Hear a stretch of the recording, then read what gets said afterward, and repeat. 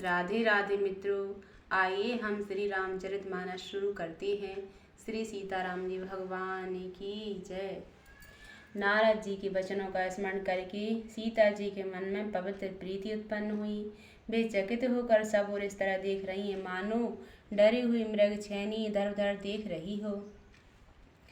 कंकन किंकनी नुपुर धुनि सुन, कहित लखन सन राम हृदय गुण।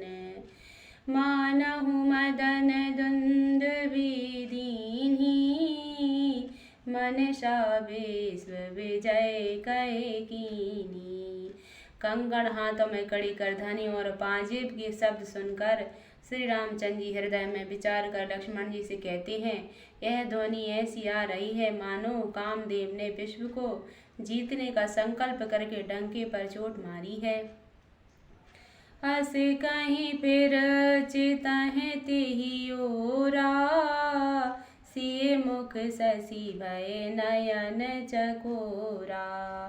भय बिलोचन चारु अचंचल, मनहु सुख संकुच निमित जिदिग चल।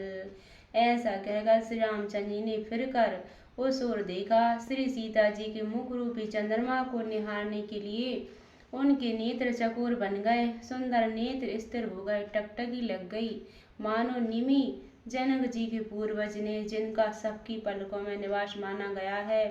लड़की दामाद के मिलन प्रसंग को देखना उचित नहीं है, इस भाव से सकुचा कर पलकें छोड़ दी, पलकों में रहना छोड़ दिया, जिससे पलकों का गिरना रुक गया। देख सिए शोभा सुख पावा, हृदय सराहत वचन नयावा। जनु विरंच सब निज निपुनाई, बिरच विश्व कहे प्रगति दिखाई।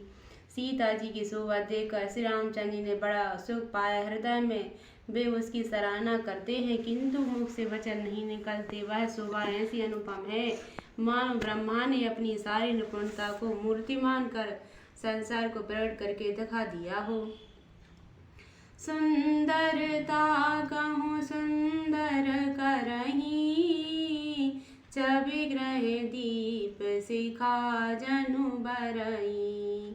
सब उपमा कवि रहे जुठारी, केहि पट तरो विदेह कुमारी। वह सीता जी की शोभा सुंदरता को भी सुंदर करने वाली, वह ऐसी मालूम होती है मानो सुंदरता रूपी घर में दीपक की लौ जल रही हो। अब तक सुंदरता रूपी भवन में अंधेरा था, वह भवन मानो सीता जी की सुंदरता दीपशिखा को पाकर जगमगा उठा हो, पहले से भी अधिक सुंदर हो गया है। सारी उपमाओं को तो कवियों ने झूठा कर रखा है, मैं जनक नंदिनी श्री सीता जी की किससे उपमा दूं। सिए शोभा हिय बरन प्रभु, आपनी दशा विचार बोले। सुचि मन अनुज सने, बचन समय अनुहार। प्रभु अब कृपा करो यही भांति, सब तज भजन करहु दिन राति।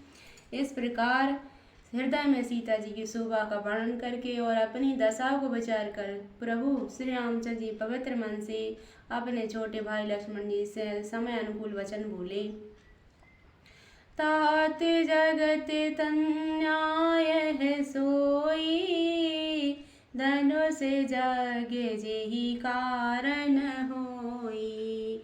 पूजन गौरी सखी ले आई, करत प्रकाश फिरहि फुलवाई। हे तात, यह वही जनक जी की कन्या है जिसके लिए धनुष यज्ञ हो रहा है। सखियां इसे गौरी पूजन के लिए ले आई हैं, यह फुलवाड़ी में प्रकाश करती हुई फिर रही हैं। जासु बिलोके अलौकिक शोभा, सहज पुनीत मोर मनु क्षोभा। सो सब कारण जानी विधाता, फर कहीं सुभदय अंग सुन भ्राता। जिसकी अलौकिक सुंदरता देखकर स्वभाव से ही पवित्र मेरा मन क्षुब्ध हो गया है। वह सब कारण अथवा उसका सब कारण तो विधाता जाने, किंतु हे भाई सुनो, मेरे मंगलदायक दाहिने अंग फड़क रहे हैं।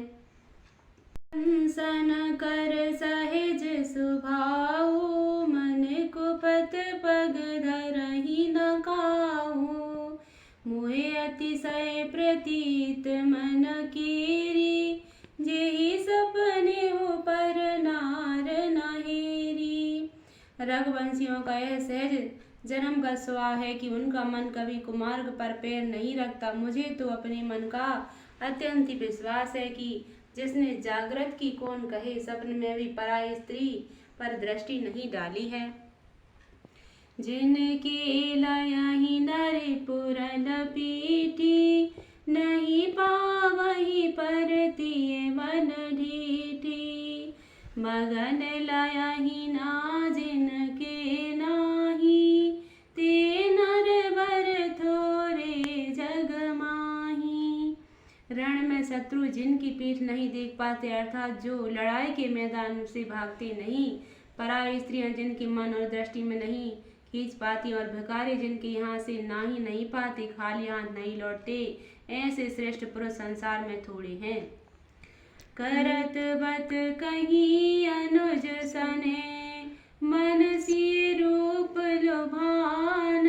मुख सरोज मकरंद छवि, करहि मधुप यब पान। लखन सिया रामचंद्र शंकर हरि ओम, जय जय सिया राम श्री सीताराम। भजो राधे श्याम सीताराम जी भगवान की जय हो। यो श्री रामचंद्र जी छोटे भाई से बात कर रहे हैं, पर मन सीता जी के रूप में लुभाया हुआ है। उनके मुख रूपी कमल के छवि रूप मकरंद रस से भौरों की तरह पी रहा है। जय श्री राम।